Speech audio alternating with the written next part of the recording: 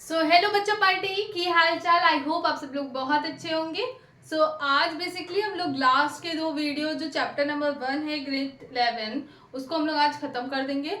आज जो है हम लोग 4th नंबर की कंसंट्रेशन टर्म को पढ़ेंगे विच इज W/V। W/V का मतलब यहाँ पर हम लोग बात करेंगे वेट अपॉन कंसंट्रेशन टर्म में वेट अपॉन वॉल्यूम या वेट बाय वॉल्यूम, ये कंसंट्रेशन टर्म है हमारा। अब यहाँ पर बहुत सारी चीजें हैं जिनको हमें थोड़ा सा समझना है। पहली चीज ये है कि वेट ऊपर है न्यूमिनेटर में है, तो इट मींस कि यहाँ पर जो हमारा सोल्यूट है वो हमारा ग्राम में, ठीक है, और जो हमारा सोल्यूशन है वो हमारा क्या है, लीटर में है, वॉल्यूम के टर्म में, ठीक है। बात समझ में?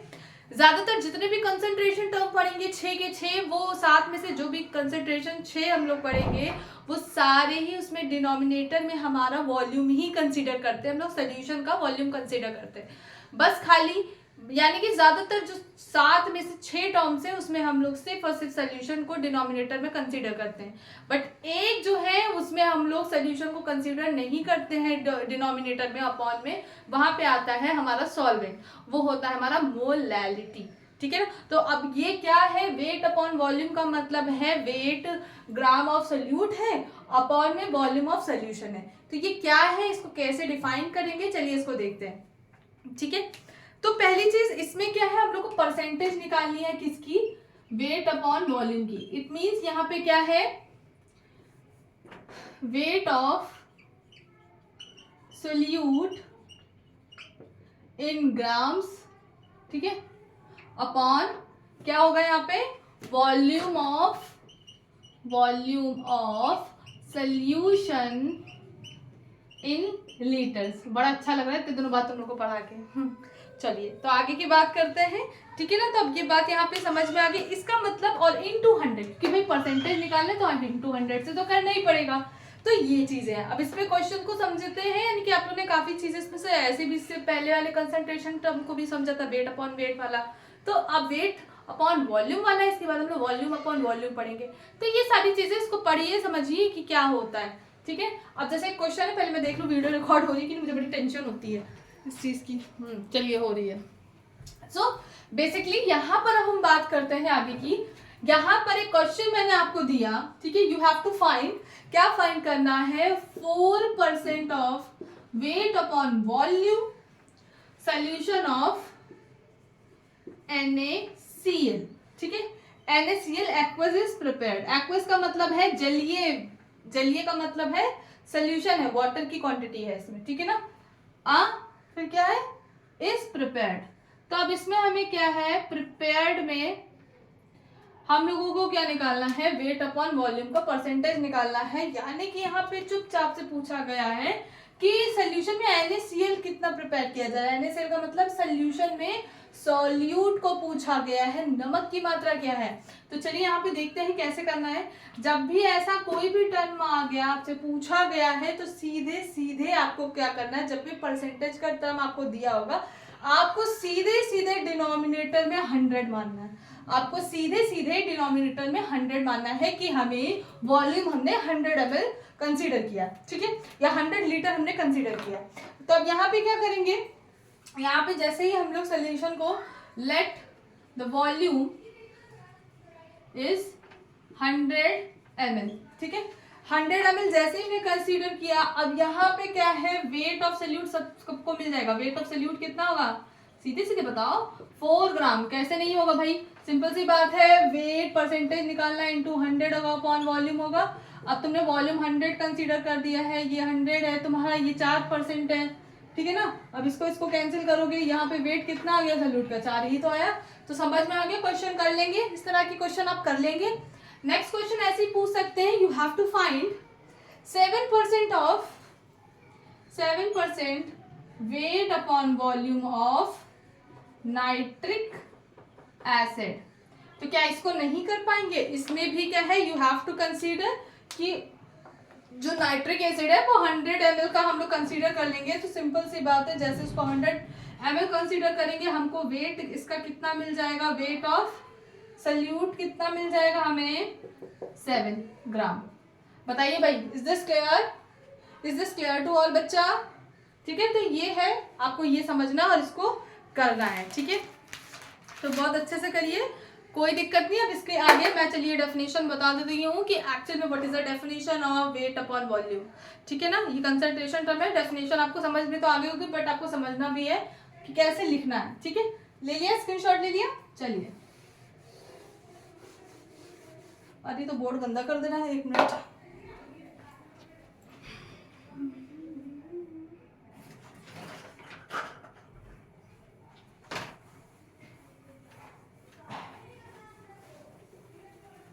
बोर्ड काला काला हो जाएगा डस्ट से, आई थिंक वो गंदा बहुत हो गया इसलिए। और बताइए कैसे दिन चल रहे हैं आप लोगों के? सब बढ़िया? 10th क्लास 11 12 सब बढ़िया चल रहा है आप लोगों का?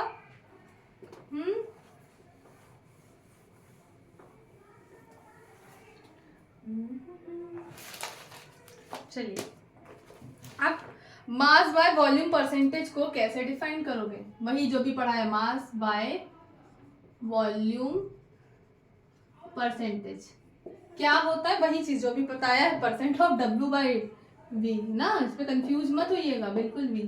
अब इसमें लिखिए, it represent the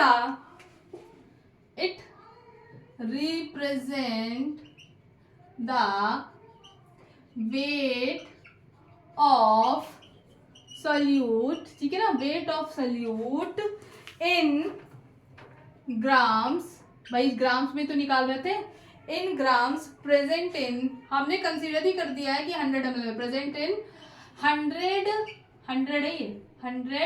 ml of solution, ठीक है ना भाई, कि कितने ग्राम ऑफ सोल्यूट प्रेजेंट है 100 ml ऑफ सोल्यूशन में, यही हमको बोलते हैं वेट या फिर मास बाय वॉल्यूम परसेंटेज, ठीक है। बात में कि इसका फॉर्मूला क्या होगा, सबको मालूम है, आ जाएगा weight of solute in grams upon volume of solution in litre. Is this clear? आप सबको समझ में आ गया, ठीक है। तो ये सारी चीजें हैं, इसको समझिएगा और आपको समझ में आ भी गया होगा, क्वेश्चन भी मैंने बता दिए हैं। अब यहाँ पर क्योंकि हम लोग वॉल्यूम की बार बार बात कर रहे हैं, तो एक्चुअल में वॉल्यूम के कितने कंसंट्रेशन टर्म्स होते हैं, कैसे किसी भी कंसंट्रेशन टर्म्स को हम लोग इंट्रोड्यूस करके उसको कन्वर्ट कर सकते हैं। लास्ट वीडियो में जो लास्ट लेक्चर था उसमें मैंने ऑलरेडी डेसी मीटर का मैंने कन्वर्जन आपको बताया था, ठीक है ना। तो यहाँ पे एक बार फिर से देख लेते हैं, आपको क्लियर हो जाएगा कि एक्चुअल में क्या होता है और किस तरह से ये कन्वर्जन होते हैं, ठीक है। नोट कर लीजिए, स्क्रीनशॉट ले लीजिए। ओके, हो गया, ठीक है। यही होता है जब गर्मियों में छुट्टियां होती हैं, तो घर में जब बच्चे आ जाते हैं तो हम जैसे लोगों का वीडियो बनाना बड़ा ही मुश्किल हो जाता है। क्या कर सकते हैं बताइए। ये है हमारे घर के बच्चे। हाँ, लड़कियां होती बड़ी शांत से रहती है, लड़के जो होते हैं जंगली जैसे होते हैं ना। हाँ, तुम लोगों को मैम हम लोग को आप जंगली कह रही हैं, ऐसा नहीं है, लेकिन लड़कियां थोड़ी शांत स्वभाव की होती हैं और लड़के जो है पूरे घर में शोर शराबा मचा देते हैं, है ना। चलो अब यहाँ पे आगे की बात करते हैं, important conversion of volume, important conversion of volume.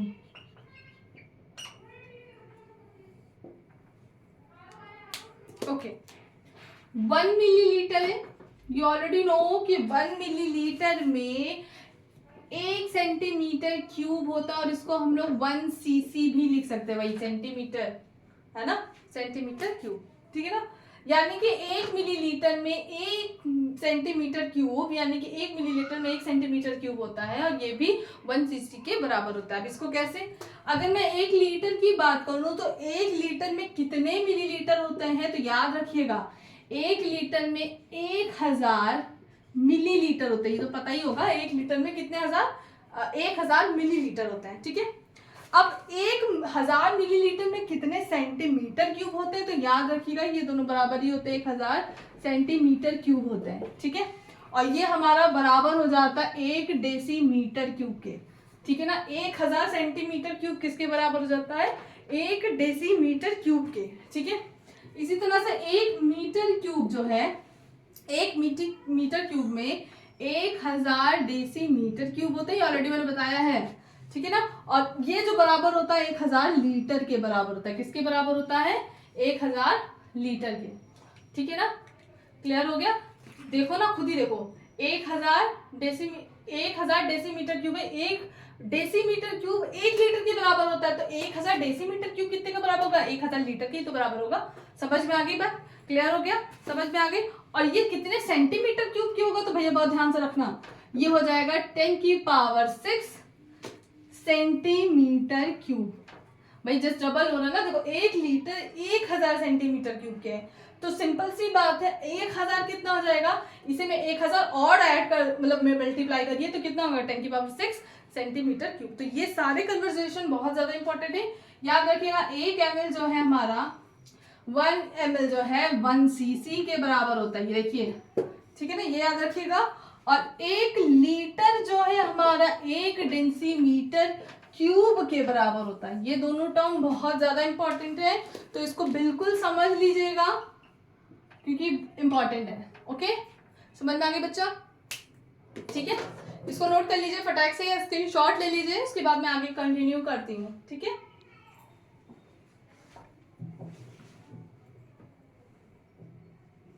कर लिया आपने, कर लिया, चलिए।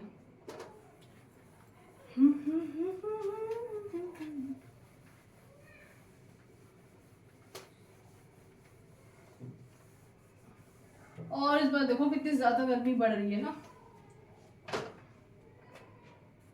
कहीं ना कहीं गर्मी बढ़ने में भी किसी न किसी तरह से हम इंसान ही इसके जिम्मेदार हैं। हम लोगों ने अपना नेचर इतना खराब कर दिया है कि अब गर्मी हम लोग खुद नहीं बर्दाश्त कर पाते हैं। प्रॉब्लम तो है, इसलिए पेड़ पौधे लगाइए जितना कोशिश हो। मैं तो कोशिश करती हूँ कि लगाऊं, बहुत शौक भी है मुझे, बहुत ज्यादा।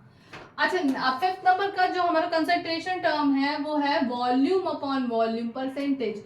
यानी कि यहाँ पर बच्चे बहुत ध्यान से रखिएगा कि यहाँ पर जो सोल्यूट है वो भी हमारा वॉल्यूम के टर्म्स में यानी कि लीटर के टर्म्स में होगा, और यहाँ पे जो सोल्यूशन होगा नीचे भी डिनोमिनेटर में, मैंने बोला ना कि एक कंसंट्रेशन टर्म को छोड़ के जो कि मोलैलिटी है उसमें सोल्यूशन नहीं होता, उसमें सॉल्वेंट होता है, लेकिन बाकी सब में सोल्यूशन होता है।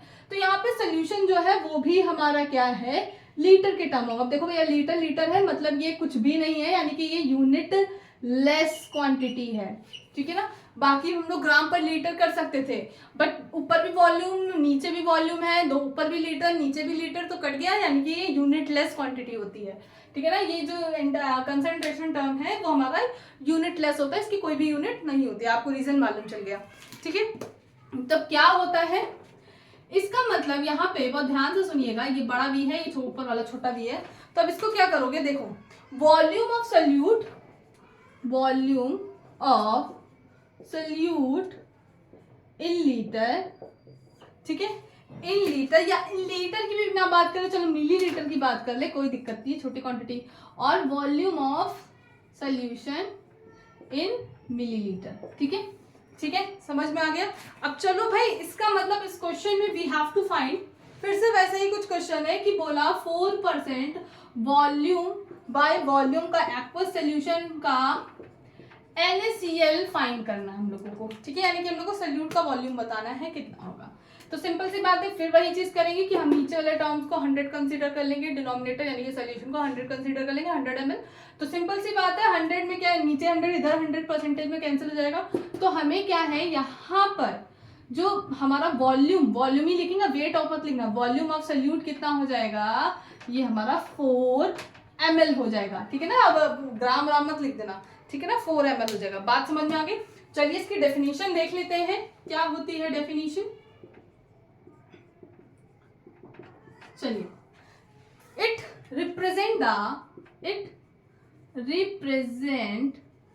द, ठीक है, volume of solute in 100 ml of solution, ठीक है, या it represent the volume of solute in ml इन, या ऐसे ml in 100 ml of solution. Is this clear बच्चा? बात समझ में आ गई, ठीक है ना, कि कितने ml ऑफ प्रेजेंट, कितने वॉल्यूम ऑफ सल्यूट प्रेजेंट है 100 ml सोल्यूशन में। प्रेजेंट भी लिख लेना भाई, प्रेजेंट, ठीक है ना। ओके, समझ में आ गया, ठीक है। अब इसका फॉर्मूला क्या होगा, सभी जानते हो, यही फॉर्मूला है, बार बार नहीं लिखना है, ठीक है ना। नीचे लिखो, बक्से में बंद कर दो, मतलब बॉक्स में बंद कर दो, बक्से में नहीं, बॉक्स में बंद कर दो, ठीक है। चलो इसके बाद नेक्स्ट क्वेश्चन करते हैं, ठीक है। हो गया, स्क्रीनशॉट ले ली, चलो तुम लोग ले लो, तो मैं पानी पी लूं।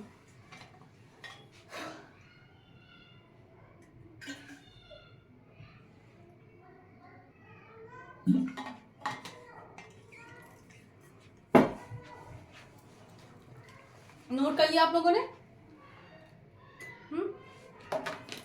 चलिए आगे बढ़े।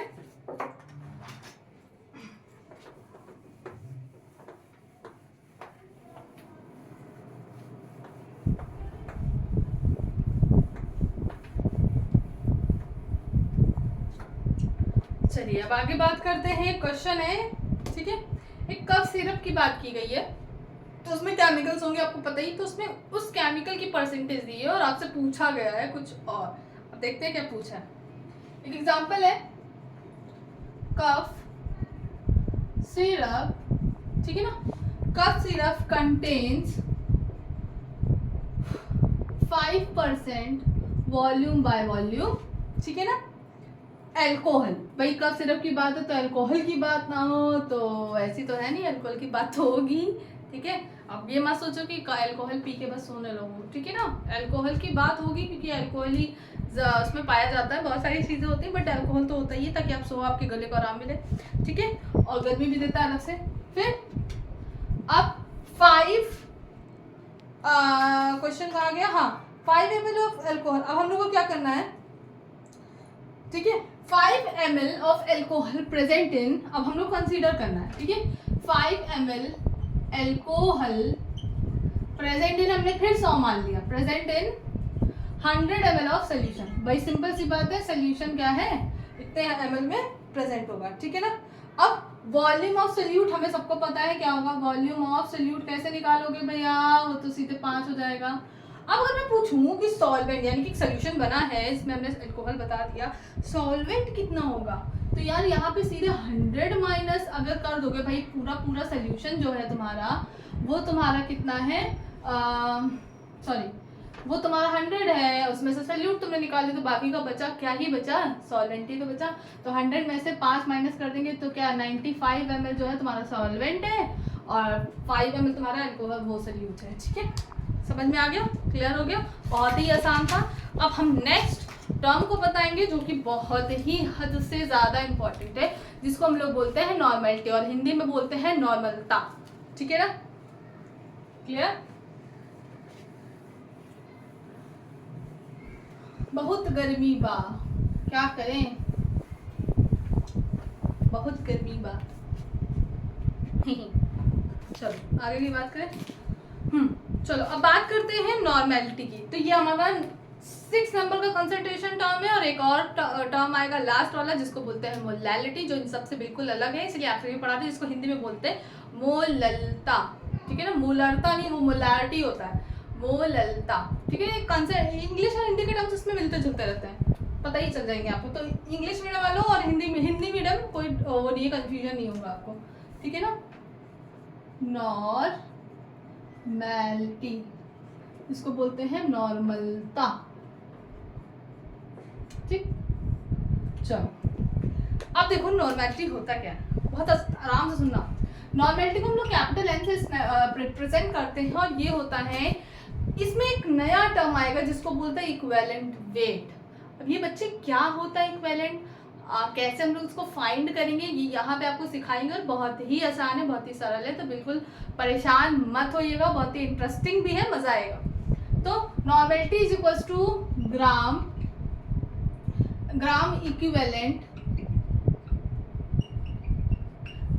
इक्विवेलेंट ऑफ सोल्यूट, ठीक है ना, gram equivalent of solute upon volume, भाई नीचे वाला वॉल्यूम होगा, वॉल्यूम ऑफ सोल्यूशन, ठीक है ना, वॉल्यूम ऑफ सोल्यूशन। अब यहाँ पर बात करते हैं, नया चीज आया जिसको हम लोग बोलते हैं इक्विवेलेंट। अब ये इक्विवेलेंट है क्या? तो इक्विवेलेंट को समझने से पहले एक चीज यहाँ पे पढ़नी है। हम लोग को पता है molarity is equals to number of moles upon volume, और नंबर ऑफ मोल्स को हम लोग ऐसे भी निकाल सकते हैं, वेट अपॉन मॉलिक्यूलर मास या मॉलिक्यूलर वेट, इससे निकाल सकते हैं। भाई सब जान गए ना कैसे निकालते हैं।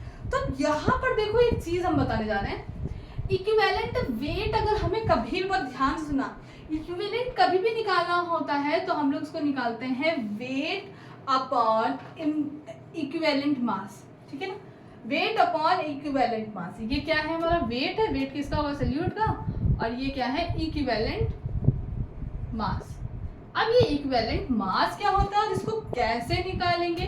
तो भैया सुनो, इक्विवेलेंट मास जो होता है ये हम लोग mass, molecular mass upon n factor से निकालते। आप कहोगे मैम ये एन फैक्टर क्या है, आप तो नई नई चीजें बताती जा रही है। तो एन फैक्टर बिल्कुल मत परेशान हो, एन फैक्टर मैं अभी बताऊंगी कि कैसे हम लोग को निकालना होता है, बहुत ही आसान है, ठीक है ना। एन फैक्टर क्या होता है ये मैं अभी आपको बताऊंगी, ठीक है।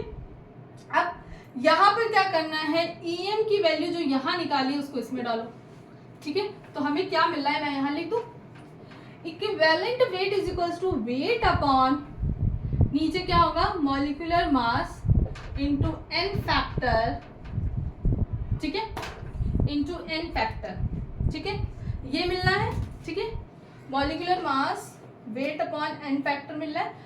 अब इस इक्विवेलेंट को अगर इसमें ला के रख दोगे तो हमें एक नया फॉर्मूला मिल रहा है, यानी कि नॉर्मेलिटी इज इक्वल्स टू, हमें मिलेगा weight into n factor upon molecular mass, और ये सोल्यूशन किसका है, वॉल्यूम का, ठीक है। तो ये मुझे एक नया टर्म मिल रहा है, बहुत ध्यान से सुनना, बहुत ध्यान से सुनना, यहाँ पे एक नया टर्म मिल रहा है ना। अब इसको अगर बच्चे ध्यान से देखोगे तो ये कुछ मिलता जुलता नहीं दिख रहा, बहुत ध्यान से, बहुत ही इंपॉर्टेंट टॉपिक है ये। अगर बहुत ध्यान से देखोगे तो ये, अगर ये वाला टर्म है, इसको n को यहाँ ले गए तो हमें क्या मिला है, n is equals to n की जगह पे क्या है, weight upon molecular mass into v, ये मिला। और अगर देख रहे हो तो ये यही तो है, यानी कि W upon molecular mass into volume जो होता है ये हमारा मोलैरिटी है। यानी कि अगर ये आपको नहीं मालूम है, अगर आपको इतना टर्म मालूम है, यानी कि ये टर्म आपका मोलैरिटी के इक्वल है, यानी कि n is equals to molarity into n factor. ये बहुत ही इंपॉर्टेंट बात बताने जा रहे हैं, बहुत गौर से सुनिए, बहुत ज्यादा इंपॉर्टेंट बात है। यानी कि अगर आपको नॉर्मेलिटी दिया है और आपको या नॉर्मेलिटी पूछा है, सॉरी, और अगर आपसे मोलैरिटी आपको ऑलरेडी गिवन है तो बिल्कुल आप उसका एन फैक्टर निकाल लीजिए उस फॉर्मूले का।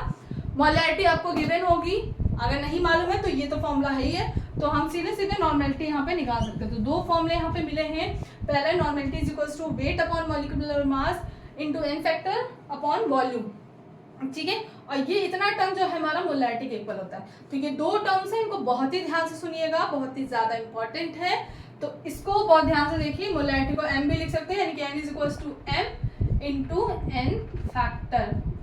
बचुआ बात समझ में आई, ठीक है। तो अब चलिए बात करते हैं इसमें आगे की, ठीक है। तो डेफिनेशन क्या होती है, न्यूमेरिकल क्या होगा, उसके बाद तुम लोग बन जाओगे मास्टर, ठीक है।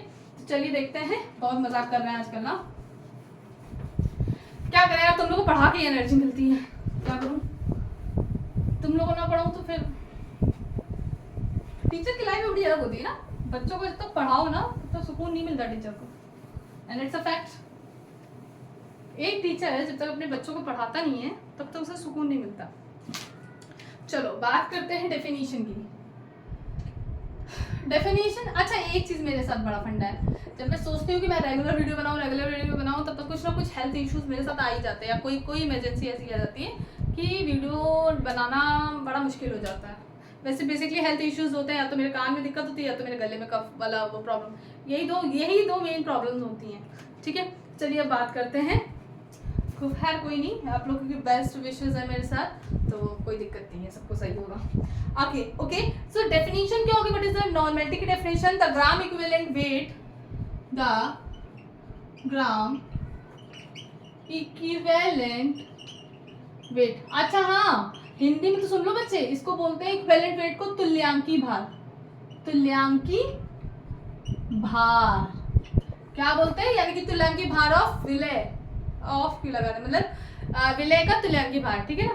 तो the gram equivalent of weight per litre of solution, per litre of solution, ठीक है, बात समझ में आ गई। तो molarity is equals to, sorry normality is equals to number of equivalents of solute upon volume of solution in liter, volume of solution in liter, ठीक है, बात समझ में आ गई, ठीक है। अब भैया यूनिट क्या होती है, यूनिट ऑफ एन, याद रखना यूनिट होती है equivalent upon litre, equivalent upon litre, यानी कि भाई हम जो भी निकालेंगे ऊपर वाला इक्विवेलेंट पे निकालेंगे, ठीक है ना, और नीचे वाला लीटर में होगा तो इक्विवेलेंट अपॉन लीटर होगा, ठीक है। तो अगर आपको किसी न्यूमेरिकल में मोलैरिटी नॉर्मेलिटी में दिक्कत हो रही है, सीधे सीधे तुम यूनिट देख लेना उसकी, अपने आप मालूम चल जाएगा कि क्वेश्चन में नॉर्मेलिटी दी है या फिर तुम्हारी मोलैरिटी दी है, ठीक है। क्लियर, क्वेश्चन पे आए, चलिए आगे बढ़ते हैं।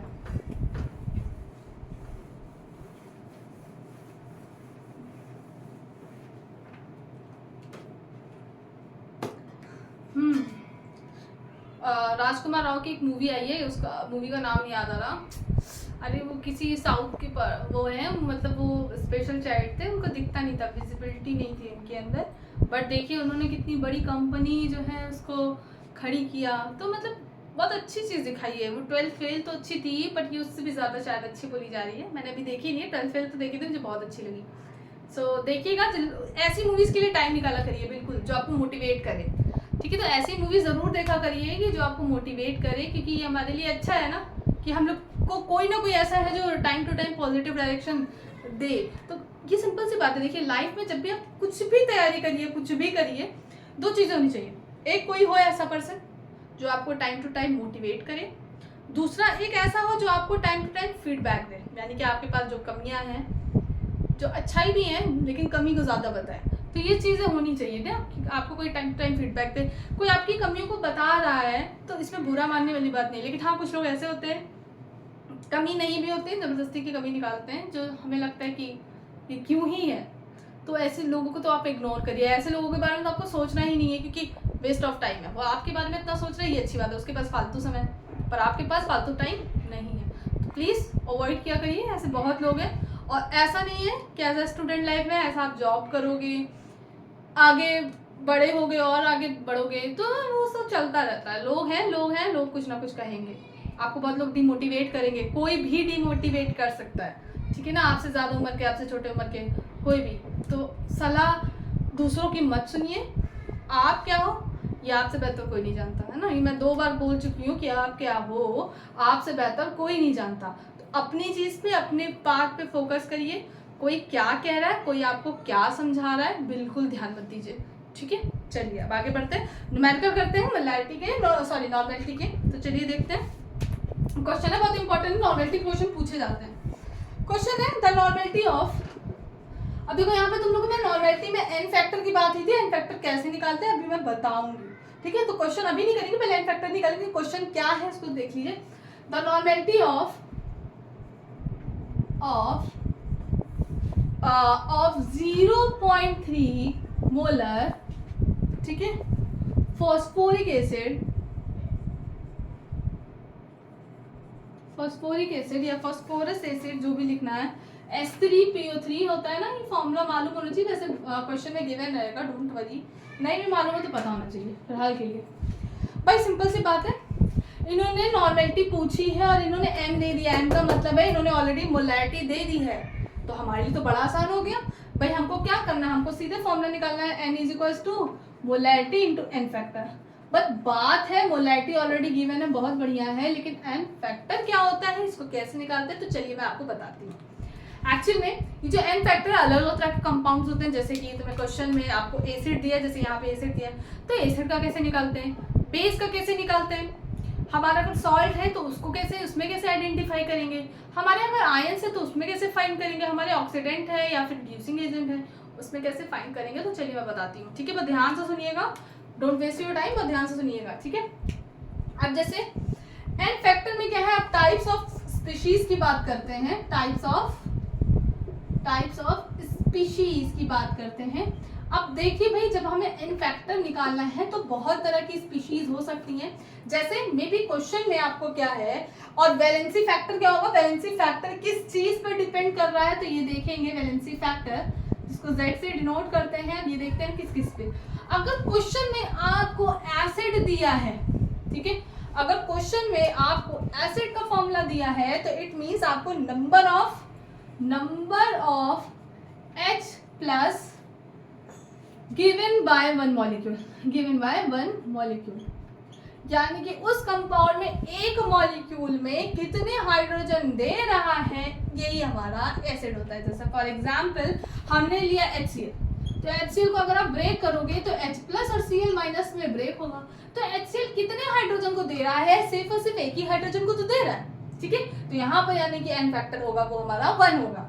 अब बात करते हैं दूसरी तरह की एसिड की, तो हमने बात की H2SO4 की, तो बच्चे H2SO4 को ब्रेक करेंगे तो ये 2H प्लस और SO4 2 माइनस में ब्रेक होता है, तो यहाँ पर भी 2H प्लस है, यानी कि यहाँ पर 2 हाइड्रोजन दे रहा है। मींस कि H2SO4 का जो हमारा H फैक्टर होता है, N फैक्टर होता है, वो हमारा 2 होता है, ठीक है। अब हम लोग बात करते हैं यहाँ पर बेस की, तो बेस में क्या है, अब नंबर ऑफ OH, भाई बेस वही होते हैं जो OH देते हैं, तो number of OH minus given in 1 molecule, ठीक है, बहुत ध्यान से सुनिएगा, 1 मॉलिक्यूल। तो जैसे हमने NaOH लिया, सब लोग के दिमाग में NaOH ही आता है, तो NaOH में क्या है, Na प्लस और 1 OH माइनस, तो यहाँ पर क्या है भाई, OH कितना दे रहा है, 1 दे रहा है, तो इस तरह से क्या हम लोग यहाँ पे कंसीडर कर लेंगे, ठीक है ना। अब अगर कैल्शियम हाइड्रोक्साइड होता है CaOH का होल ट्वाइस, ठीक है, CaOH का होल ट्वाइस, तो यहाँ पर ये 2 हाइड्रोजन देता है, सबको मालूम है, तो वहां पर जो है एज अ बेस में वहां पे 2H है, तो एन फैक्टर 2 हो जाएगा। सॉल्ट की बात करते हैं, सॉल्ट में जैसे कि कोई सॉल्ट है, तो ये जो सॉल्ट है इसमें या तो तुम एसिड का उठा लो या तो तुम बेस का उठा लो, ठीक है ना। तो पॉजिटिव और निगेटिव, यानी कि पॉजिटिव और निगेटिव कोई एक उठा लो उसमें से और उसका निकाल के देख लेना। जैसे हमने NaCl लिया, भाई सब लोग सीधे बात करोगे ना, जब भी मैं सॉल्ट की बात करूंगी तो सीधे कहोगे मैम टाटा नमक, असली नमक है ना, NaCl मैम नमक। तो अब यहाँ पे देखो नमक पे कितनी ताकत है, यहाँ पे इसका 1 प्लस, देखो Na प्लस या Cl माइनस में से कोई एक कंसीडर करो, तो 1 दे रहा है, तो यहाँ पे सॉल्ट का क्या होगा, एन फैक्टर 1 हो जाएगा। इस तरह से बहुत सारे सॉल्ट होते हैं, तो उस तरह से देख लीजिएगा आप लोग, है ना। अब इसमें जैसे कि हम लोग बात करें, अगर एक सॉल्ट मैं बता रही हूँ बहुत जरूरी है, अगर एल्युमिनियम सल्फेट की बात करें तो एल्युमिनियम सल्फेट का फॉर्मूला ऐसा होता है, और ध्यान से सुनना, एल्युमिनियम सल्फेट का फॉर्मूला ऐसा होता है। अब यहाँ पे कोई ये मत सोच लेना कि इसमें तोड़ोगे तो Al+3 होगा, ठीक है, और SO4 2 माइनस होगा, तो इसमें देखो कैटायन एनायन दोनों अलग अलग है। इसका ओवरऑल एन फैक्टर क्या होगा, तो अगर ध्यान से देखो तो भैया ये तुम्हारा 2 से मल्टीप्लाई हुआ है, यहाँ तुम्हारा 3 से मल्टीप्लाई है, 3 2 6, यानी कि यहाँ पे 6 तुम्हारा एन फैक्टर होगा। ध्यान से समझना, ठीक है ना, ज्यादा दिमाग ना लगाना, ठीक है, ओके, बात समझ में आ गई। चलो, अब इसके अलावा तुम्हारा जो है आयंस में भी होता है, तो अगर कोई आयन होंगे तो आयंस पे क्या है, जो चार्ज होगा उसको लेके आप कंसीडर कर लीजिएगा। अगर हमारा रिड्यूसिंग और ऑक्सीडाइजिंग एजेंट होगा, ऑक्सीकारक और अपचायक, ऑक्सीडाइजिंग एजेंट, तो इसमें आप कुछ मत करिएगा, इसमें बस दिमाग लगाइएगा कि नंबर ऑफ इलेक्ट्रॉन लॉस्ट और गेन, ठीक है, या तो ले रहा होगा या तो दे रहा होगा, तो जो होगा उसको जितने दे रहा होगा वो हमारा एन फैक्टर होगा। जैसे इसमें एक ऑक्सीडाइजिंग एजेंट की बात कर देती हूँ जिसको बोलते हैं KMnO4, पोटेशियम परमैंगनीज। KMnO4 क्या होता है, इसकी जो ऑक्सीडेशन स्टेट होती है +7 होती है, ठीक है। ऑक्सीडेशन स्टेट कैसे निकालते हैं, हम लोग कभी पढ़ा देंगे तुम आप लोगों को कि कैसे निकाला जाता है, ठीक है, 11th का ये कोर्स, डोंट वरी। तो +7 है, ठीक है। अब इसमें क्या एक्सपेरिमेंटली एक रिएक्शन होती है इसकी, आपको मालूम चलेगा, अब इसको नहीं देखना है। यहाँ पर ये जैसे इसका ऑक्सीडेशन होगा, ये सॉरी ऑक्सीडाइजिंग एजेंट है, तो ये +2 कर देगा, ठीक है। एक्सपेरिमेंटली प्रूव्ड हुआ है कि ऑक्सीडाइजिंग एजेंट है, जब इसकी रिएक्शन कराते हैं तो ये +7 से +2 कन्वर्ट हो जाता है यहाँ पे, यानी कि एन फैक्टर कितना होगा भाई, 7 में से 2 इलेक्ट्रॉन लॉस हो गए, तो कितने बचे, 5, यानी कि इस केस में जो एन फैक्टर होगा वो 5 होगा, ठीक है। बात समझ में आ गई, स्क्रीनशॉट ले लीजिए बहुत इंपॉर्टेंट है, ठीक है। आगे बढ़े, चलिए अब इस क्वेश्चन की तरफ देखते हो, यहाँ पे देखते हैं बहुत ध्यान से एन फैक्टर क्या होगा। अब देखो आधे लोग दिमाग लगाएंगे कि मैम H3PO3 है, 3 हाइड्रोजन दिख रहा है मैम, पक्का ना पक्का यहाँ पर एन फैक्टर 3 हो गया होगा, बट ऐसा नहीं है। बहुत दिमाग से देखिए, बहुत ध्यान से देखिए, क्वेश्चन में फॉर्मूला होता है हमारा फॉस्फोरिक एसिड का, यहाँ पर ऑक्सीजन बनते हैं, यहाँ पे एक हाइड्रोजन होगा, यहाँ पे ऐसे हाइड्रोजन होता है, ये इस तरह से बनता है। अब याद रखिएगा ये फास्फोरस से डायरेक्टली अटैच्ड है, तो ये तुम्हारा लिविंग ग्रुप नहीं है, ये आसानी से अपने इलेक्ट्रॉन लॉस नहीं करेगा, ये भाग जाएगा, क्योंकि ये नेगेटिव है, ये पॉजिटिव है, आराम से दे देगा इलेक्ट्रॉन और भाग जाएगा। ये अपना इलेक्ट्रॉन ले लेगा, ये H+ छोड़ छोड़ के निकल जाएगा। इसका मतलब यहाँ पर एन फैक्टर क्या है, 2 है, याद रखिएगा, ठीक है। अब इसमें कैसे करेंगे, normality is equals to molarity कितनी है 0.3 और 2 से मल्टीप्लाई कर दिया तो यहाँ पर आ जाएगा 0.6। अब ये क्या है, ये जो 0.6 है यही आपका आंसर है, इक्विवेलेंट अपॉन वॉल्यूम, ठीक है ml, तो यानी कि 0.6 आंसर सही है। इसमें ऑप्शन दिया हुआ था 0.3, 0.6, 0.9 और 0.1 दिया था, तो याद रखिएगा this one is the correct answer, ठीक है ना। जिसने 3 रख के रख दिया उसका 0.9 आ जाएगा, तो वो गलत है, ठीक है।